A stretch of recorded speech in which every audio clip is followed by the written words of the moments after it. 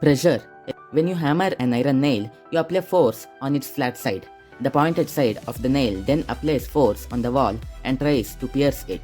But here's an interesting question. What happens if you try hammering the pointed side and push the flat side into the wall?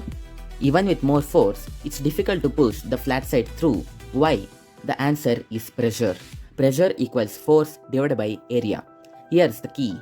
The tip of the nail has a smaller area, more pressure. The flat side has a larger area, less pressure. So, even with the same force, the smaller area increases the pressure, making it easier to pierce the wall. Now, let's define it properly. Pressure is the perpendicular force acting on a surface per unit area. Its SI unit is Pascal, PA. 1 Pascal equals 1 Newton per meter square. It's named after Blaise Pascal, a scientist known for his work in fluids. Now, think logically. If area increases, pressure decreases. If area decreases, pressure increases. Let's test this logic again with our nail. Pointed tip equals small area, which is more pressure and easier to pierce. Flat side equals large area, which is less pressure and harder to pierce. This is why drills have pointed tips and knives have sharp cutting edges.